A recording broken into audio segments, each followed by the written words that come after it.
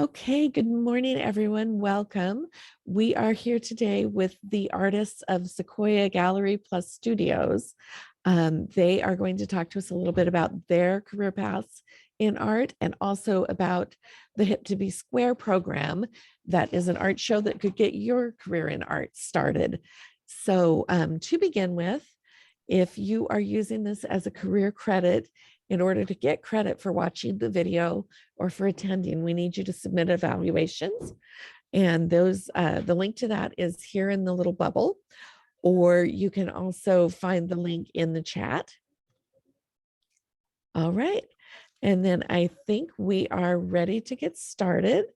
I will have you each take just a moment to introduce yourselves and talk a little bit about your connection with Sequoia, and then I'll kind of let you take it from there.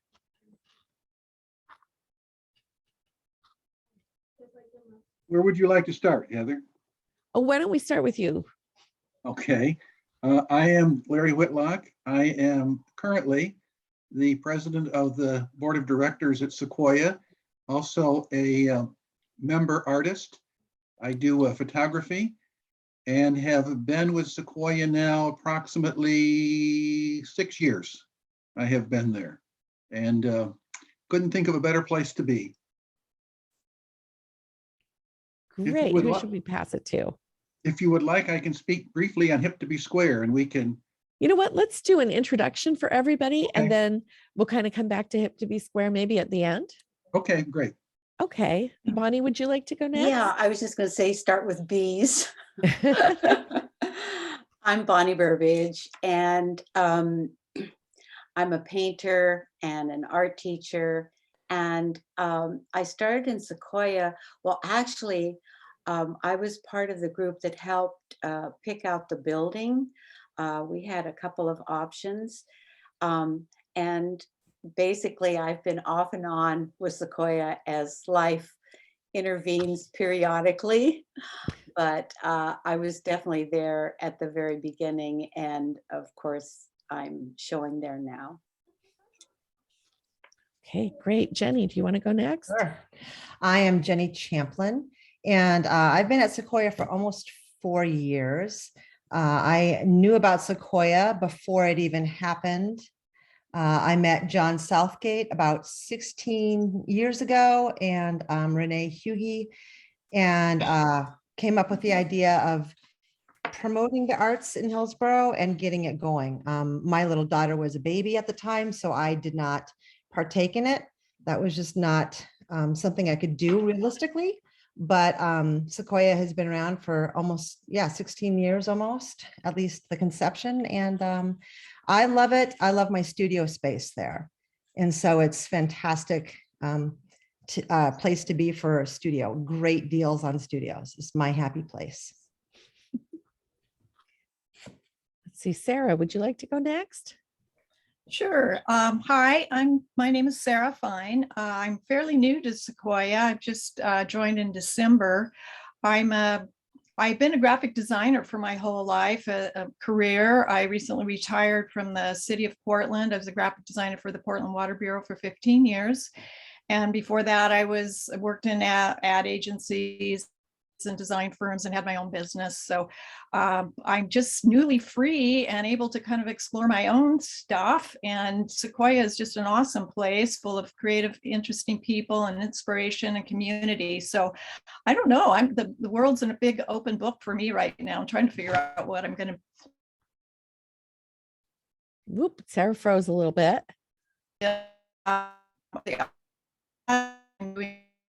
Working in Procreate on the iPad, and that's a lot of fun. And I'm printing those things out and actually showing them in the gallery. But I'm also going to try to do real commitment to paper and board and stuff. And it's a little bit scary when you've been having that freedom digitally. But I'll probably do a combo thing. So. All right, Thanks. Great. Mia, would you like to introduce yourself next? Good morning. My name actually is pronounced Maya. Oh, I'm sorry. It confuses everybody. Good morning. I have been off and on with Sequoia Gallery for a little over 10 years, I think, and I'm in my on moment right now. I rejoined, and I also have a studio that I'm trying to spend some time in. My art career actually started in the Hillsborough School District. I attended Hill High back in the 80s and had an amazing teacher that you may know by name. Her name's Judy Vogland. She's a Portland artist. And she really inspired the work that I currently do, which is mixed media, found objects, and natural materials. It's abstract wall art. That is not my day job.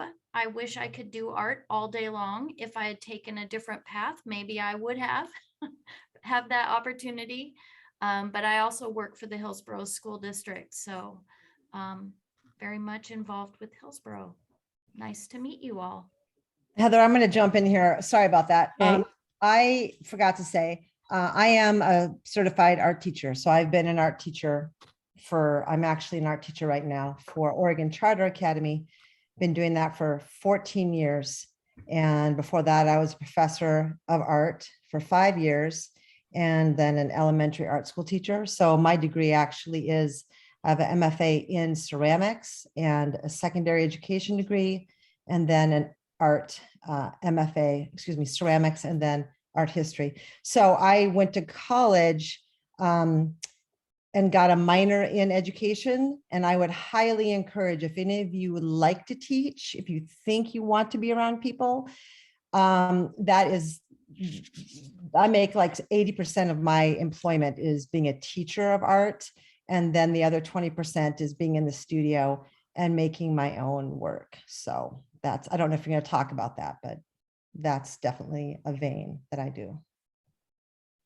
Yeah, well, and I think that's a great segue into, it's really good, I think, for students to think about how to get started, where to begin as someone who's good at art and interested in art. If you guys could talk about how you began taking that love of art and turning it into a career. And I'm going to just throw it out to the group and you can respond, but, think about, for the people who are listening, what should be their next steps? What did you do? What do you wish you'd done? And, what would you recommend for students who are just getting started? I just throw it. We should hear from Leo. Also, Leo should introduce herself also. Okay. Where's Leo?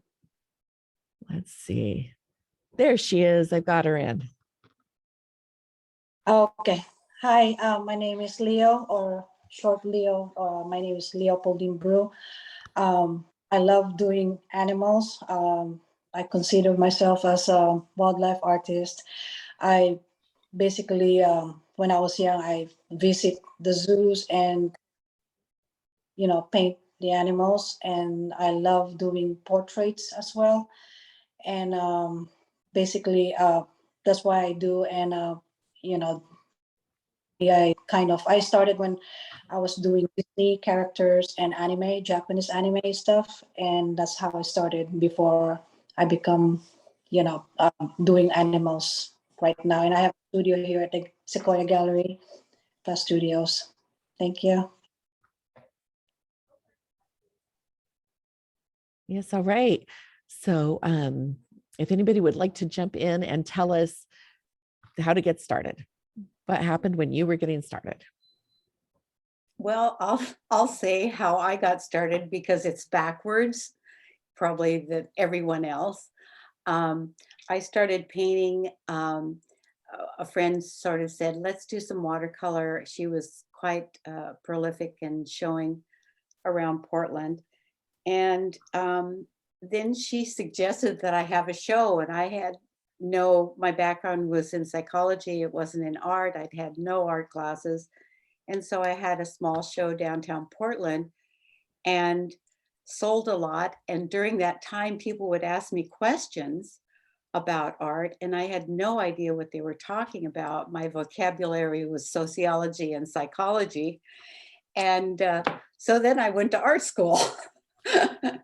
And I started in 81. I had my first show in downtown Portland, but I still had not even really progressed into my education. And I just want to say a couple things about my education. I really loved, it was interesting getting the vocabulary, getting started, having knowledge about those things. But really what informed me after that is looking for nationally known teachers and either getting their books or spending week-long workshops with them. And that really was more helpful in my process than the art school, though the art school was wonderful, but it didn't really open up for me until I started working with the masters. So backwards Bonnie. Heather, I'm going to jump in. I definitely believe real strongly in ROI, which is return on investment. I have a child who's in college and I have a 17-year-old daughter, and the world is very different from when I was in college. And being a teacher and being in the throes of the college, I would highly, highly recommend to your students, to you guys, think about, I would go to the community college instead of a larger college. If you go to a private college, they better give you a lot of great scholarships. You're worth it. You can also think outside the box, and being an artist, you should. So Skillshare, if you don't know what Skillshare is, I highly recommend that you look at Skillshare. It's like a membership of $100 or something. They'll have sales, but it is amazing videos that you can log in and watch, and you can be exposed to anything and everything. Photoshop, design, graphics, watercolor, acrylic, paint, anything.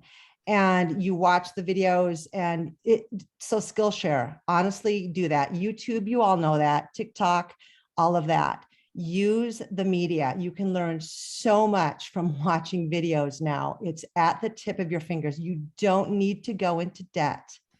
You don't need to go into debt, $50,000 for an art degree. I would strongly say don't do that. Please don't do that.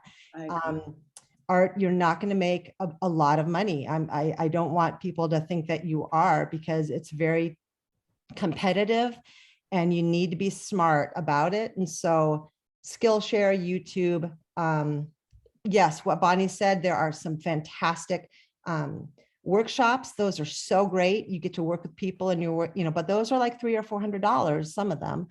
Sometimes you can get one for 75. So I know that money is going to be an issue. It should be an issue. So network and yeah, I know you can do it, but please don't go into too much debt. That's something that I feel very strongly about. Okay, we just had a question pop up in the chat. If I want to go to school, what is a recommendation for the Pacific Northwest? Go to school for what? For which subject? And that's true. Are we talking, would you want to go into a fine arts degree? Is it better to get started maybe with a graphic design degree? What would you all recommend as a place to begin for someone drawing and graphic design? Yeah. And someone who's interested in anime. Mm-hmm. So what would you recommend? Mia, you've got your little hand up. Go ahead and just turn your mic on when you're ready to chip in. Okay. So I've been out of the art college realm for a while. I left high school and went right into the Pacific Northwest College of Art. And as an alumni, I would recommend that school. It is not inexpensive, but it has a lot of depth. At least it did decades ago. I think that it probably still does have a strong reputation in a variety of the arts, in a variety of the mediums.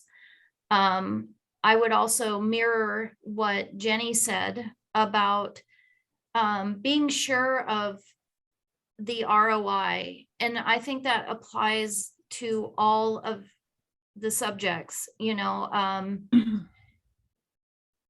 There's always a way. If there's a will, there's a way, and it doesn't have to mean that you go into significant debt. But as far as a college for fine arts in particular, I think the Pacific Northwest or the Pacific Northwest College of Art is something to look into because it's very focused in the arts.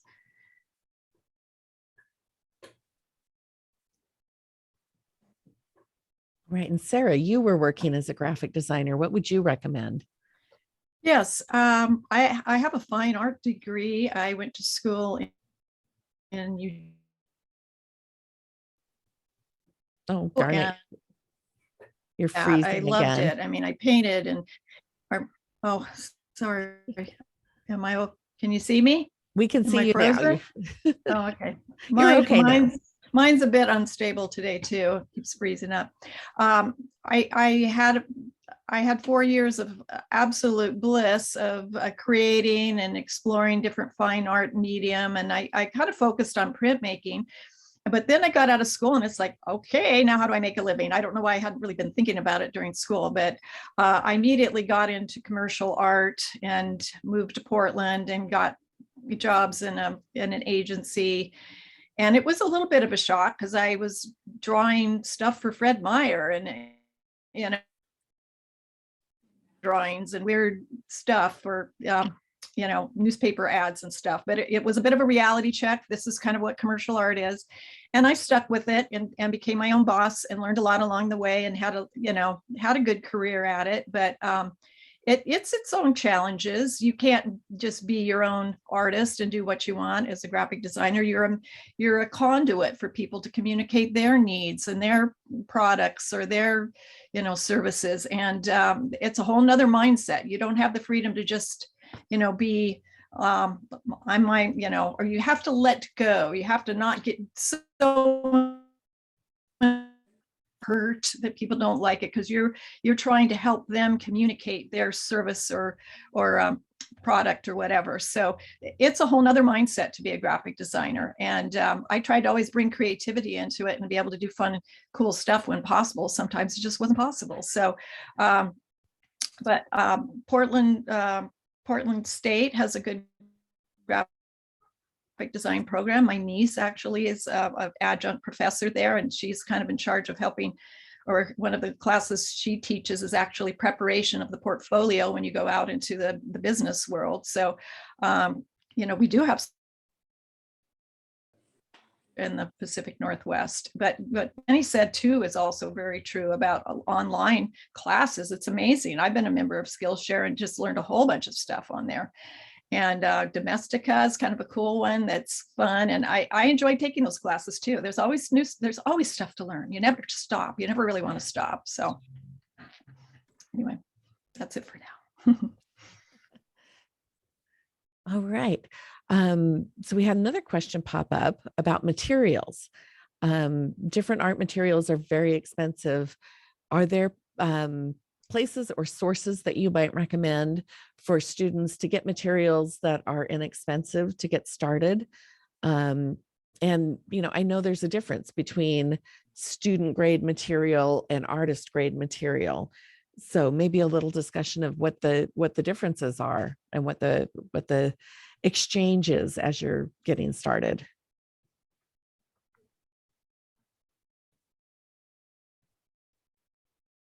I remember seeing on Facebook, and a lot of the students don't have Facebook. I remember it was like free. You can look at free stuff, but I'm trying to, and I was even looking on my Facebook trying to pull it up again. But once in a while, you can get on like Washington County artist page, and there will be once in a while people getting rid of things that they don't use anymore. I have seen that over the years numerous times, You could even put a call out there. I think I would just ask around on Instagram, just put a call. I think the more that you send positive vibes and actually talk to people and ask, you'll be shocked at, oh, I know somebody who's not doing this anymore and whatever. So just really just keep asking. I don't have a good place. Does anybody else have a good idea of where to get stuff at discount? Well, now that you say it, I know Facebook does have, I know Facebook is so old school now, but No, right? right. They do have a buy nothing section, buy nothing Hillsborough, buy nothing Beaverton. And that is a group where I definitely do see people reaching out and saying, I need this. Is there anyone who could give it to me? And people will respond. So I think if you were interested in trying a new media, that might be a good way to connect and find that. And I don't know if you folks know about Scrap in Portland. There you keep cutting There out. you keep- Stuff. Yeah. And you never know what you're going to find there. I was just looking at it online. Am I breaking up? Yeah, you're breaking up a lot, Sarah. Sorry. Scrap is downtown, SCRAP. It is like a Goodwill for arts and crafts, and you never know what you're going to find. It is so fun. And that would be, you could take the Metro. If you don't have a car, you can take the Max line down there. It's right across from where the Thorns and the soccer play, the soccer players. Anyway, that's a great idea too. And also Goodwill. I mean, I find a lot of fun stuff at Goodwill too. People will just get rid of stuff. So a lot of my art is repurposed items, whether they're considered art supplies or not. And I would recommend that, especially if you're experimenting with mediums, to, maybe select items that are not expensive so that you have a little more liberty to experiment with them.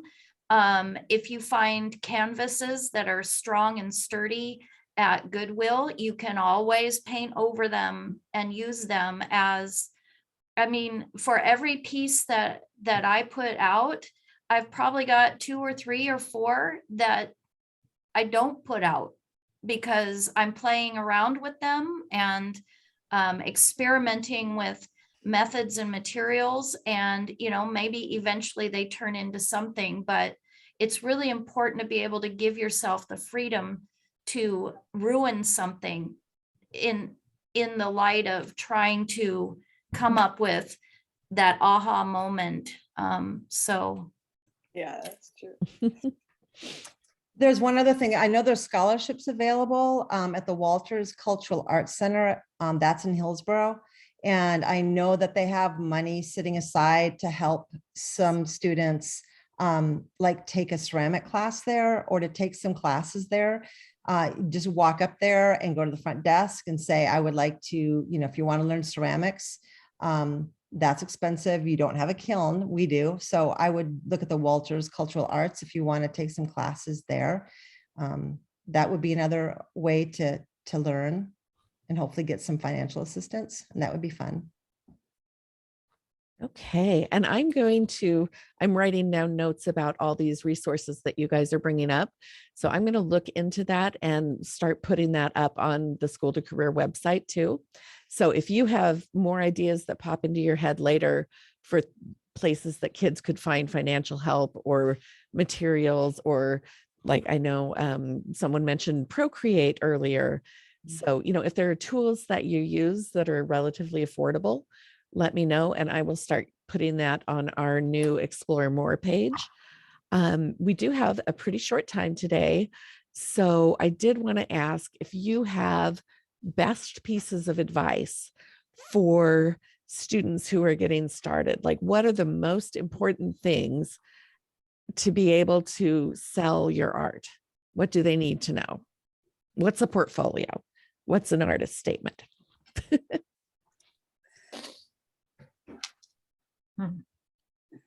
How do you get a show? All right, Bonnie. First of all and foremost, do what you love. And if you are exploring and you go, oh, wait a minute, I'm just totally in love with the way this watercolor moves or this acrylic.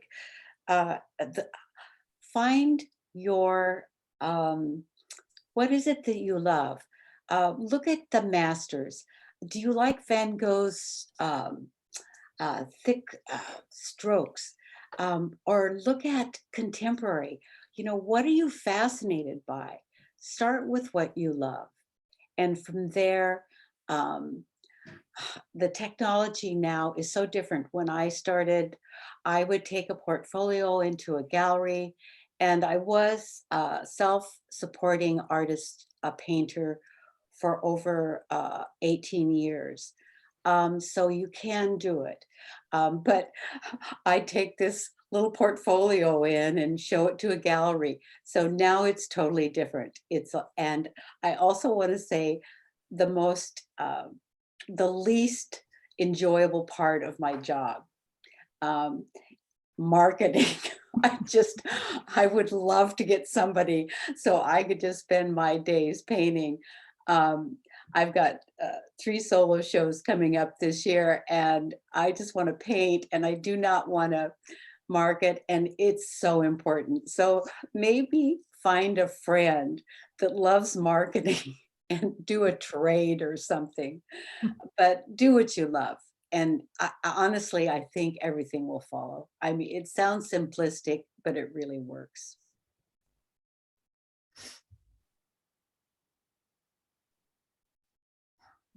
Yeah. So does anyone know tools that people should be using to put together their portfolio? A good photographer is really, really important. Doesn't have to be an expensive venture, but it's really important to have a good photographer photograph the work.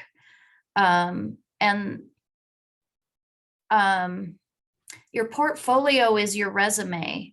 I mean, that is what is going to pique the interest of anybody who wants to show your work. So it's super important that you invest in that portfolio, whatever that means. You know, put in your best work, put in a variety of work, and write a good representation in an artist statement about who you are and what your work means. It needs to convey the passion behind your work and what it's trying to communicate or how it's developed, as much as whatever is about you yourself as a person and an artist. So I made the mistake of not investing in my portfolio when I was right out or in college and the first time, and I got called out on it, and it was an eye-opener. So it's really important to understand your portfolio and to be very connected with it.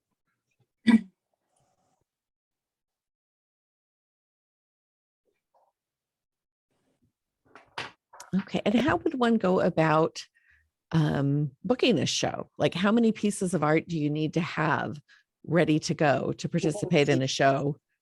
What does that look like? It depends on the space. It depends, yeah, as Bonnie says, it depends on the space and what you're showing. If you're doing an installation, then that's a total different, ball game. I'm thinking of what Emily is working on right now with her 1,000 Moons project, where she has, strings and all of these, round moons papers. So it just depends. It depends on where you're going to go. Some spaces are super small. Honestly, I would say probably 10 pieces, but again, how big are they? I mean, that's why we're kind of laughing. Like, are they, Leo has 10 huge paintings and maybe the space only can take 3. So, it just really depends. If you do ceramics or sculpture, And if it's not on the wall, then you need pedestals. How many pedestals? All of that. So, and if you've ever gone to the Hip to Be Square at the gallery, you'll see, there's stuff on the wall, and then there's, pedestals. And so it all really just depends. That's a real hard question to answer. It's almost impossible. We're trying, not doing well. All right. Okay, let's talk about Hip to Be Square. This is a really cool opportunity that's coming up really soon. It is coming up real soon, and if you notice, this is from last year. We had it in the fall because everything was pretty much shut down normally, but we have moved it back to the normal scheduled time of April. And the whole process is that it's a chance to display a 12 by 12 piece of art, whether it be a 2D piece that hangs on the wall or or uses a pedestal for a ceramic piece, a 3D type piece. And for adults, if you will, they get to choose for $25 either a wood panel or a canvas, but students get a free panel to participate. And we're really excited because so much of the work that gets submitted by the students is fantastic. It's absolutely fantastic. There's so much creativity. And the work is on display for the entire month of April at Sequoia Gallery. And we actually do award some ribbons for ones that are chosen for, their level of work. It's really an opportunity.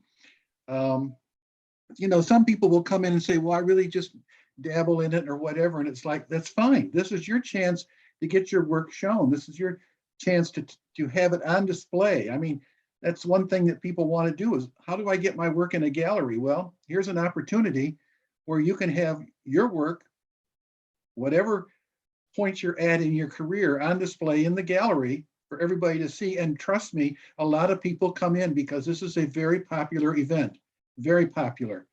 So if you haven't done it, if you haven't gotten your substrate, still available. I know time is short, but you can still do it.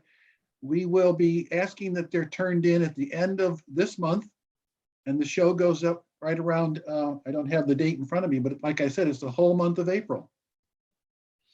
All right. And And all you have to do is come into Sequoia Gallery on Southeast 3rd Avenue in Hillsborough. You can pick up your substrate, the application form, and then all the information is on that form as to what you need to do and the timing and the dates and everything. We have limited hours though. We're not open every day. So it's only Thursday Through Thursday, Saturday, Thursday noon to through 4. Saturday. Yeah. So. okay. that's So it. they could pop in Saturday morning and come in and No, noon. Saturday Yeah, afternoon. yeah, Yes. that's the website. Nope. Noon to 4. Okay. Okay. Can Ms. Doolittle pick it up for a student? Yes. All right. Terrific. I think that would be a really great opportunity, to get some work shown. Do you sell pieces of art that show during the Hip to Be Square? Oh, yeah. All of the pieces in Hip to Be Square, no matter who submits it, is for sale. Because one of the things that we ask is everybody has to include a price on their piece, what they feel it is worth. Now I have to say, this is a little side note. In the past, we've had some students that were so like their work so much, they really didn't want to get rid of it. So they would post like $900,000 and so on. And the point was, hey, if you get that, let it go. Right. We also realized that sometimes, this work is also required for a school project and stuff. So that kind of, has to be taken in consideration. But yes, everything is supposed to be available for sale. Okay, great. And I would also point out that if you're creating an original piece of art for this show, you can always photograph it, make sure you have some good images. And just because you sell the original doesn't mean that you can't then sell reproductions. You could put it on t-shirts, you could make cards out of it. Let's see. So we are kind of coming up toward the end of the hour. I would like to just mention also that for teen artists, we have the Teen Market Program going on in the summer, and that is currently open for registration as well. So if you look on the School to Career website, if you're interested in producing your art and selling it at the Tuesday night market, the Saturday market, the Aloha Farmers Market, and the Cedar Mills Market, those are opportunities for students to have a free chance. You don't have to pay for a booth fee. You just have to participate in our mentoring program. So, that's available for people to sign up for. And if there are artists who would be interested in participating as mentors, I would love to sign some people up to be mentors on that end to help the students that come in. So let's see. We have just a little bit longer. If people have questions, type them into the chat. Is there, one piece of advice that you would give to a young person who wants to make it as an artist? One thing to really commit to.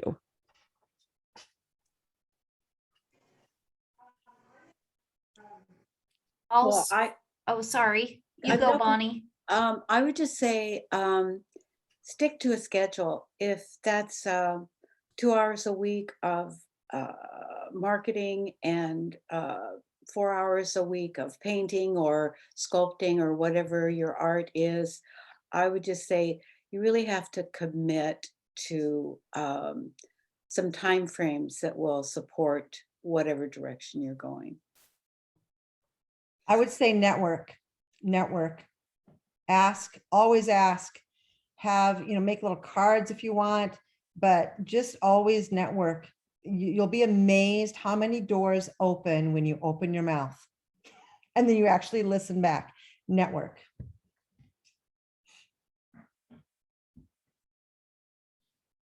Yeah.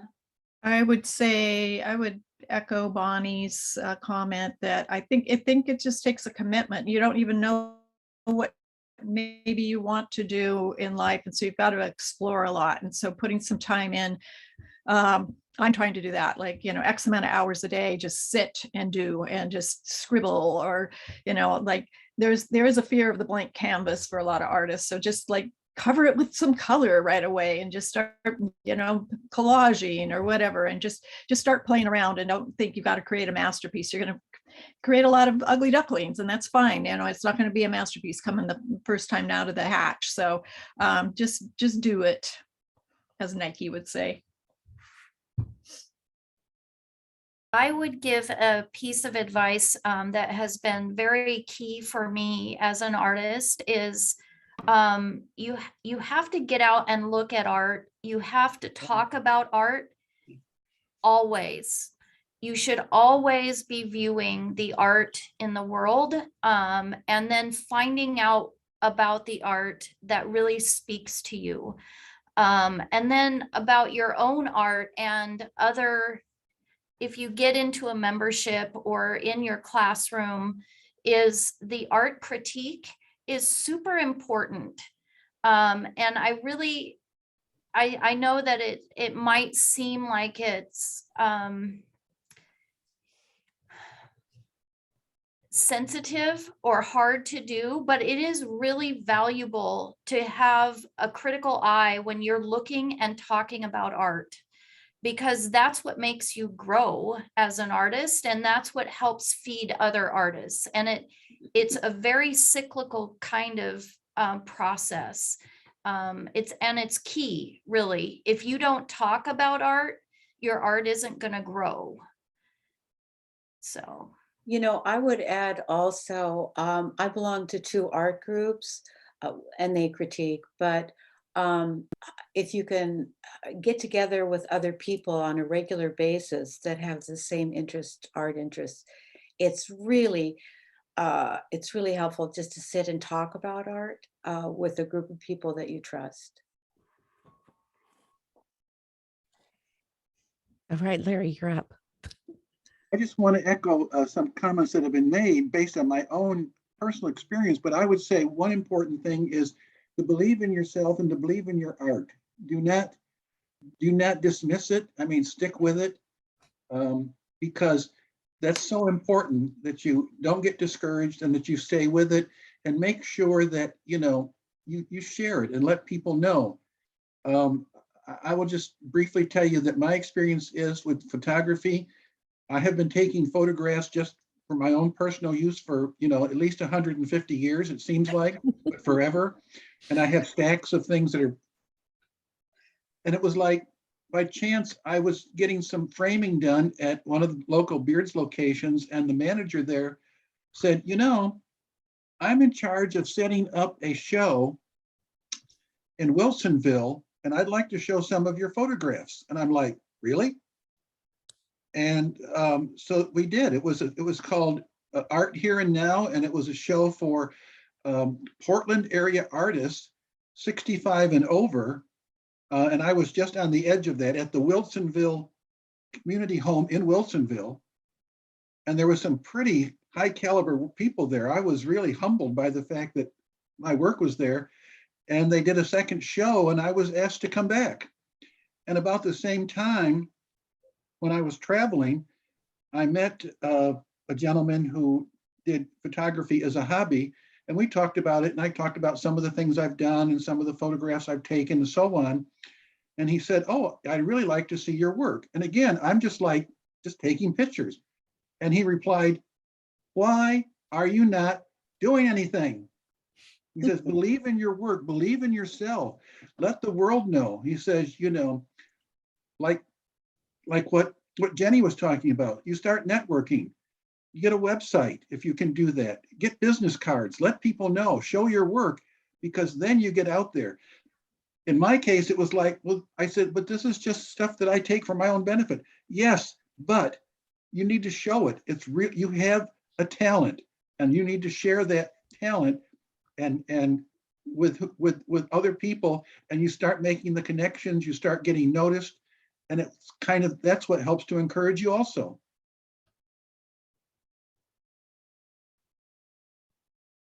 Yep. And, I will throw in, keep looking for opportunities and keep looking for ideas. On the School to Career website and in our video archive, we have lots and lots of different artists, different careers.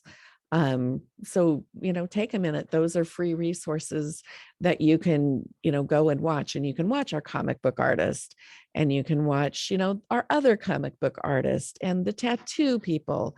And, we had a whole series of art last fall or last spring, that, cover a wide range of topics. And one thing that I've heard over and over from the artists that we talk to is, don't ignore the business side. Figure out how to price your art in such a way that you're making money. And again, Teen Market will help with that. And just kind of thinking about art as, if you're going to be making a living on this, how do you get the real value that you need when you're selling your art? And if you're taking photos, don't give those photos away for free every time. If someone wants to have you take photos at an event, that's a service and they should be paying for it. So, make sure that you value yourself also, financially. So, anything else that we need to say before we wrap up today? Something that just came to my mind for opportunities for showing work. These days, there's any number of coffee shops, if you all haven't noticed, or little shops, hair salons, even doctor's offices or lobbies. And if you're trying to get a little bit of visibility, those places might be open for showing your work for an amount of time. So it's non-traditional, it's not gallery, but it is an opportunity for some exposure. So I think that's especially for student work. I think you find a lot of support in the community for that. Yep, absolutely. Well, thank you so much for being here, speaking to us. I really look forward to the time when we can come into the studio again and do in-person events. And hopefully that's not too far away. I hope by next year we can, let the students come and talk to you in your studio spaces again. That's always so much fun. So thank you so much for doing this. I hope students do show up to pick up artboards, and I'm going to go ahead and turn off the recording now.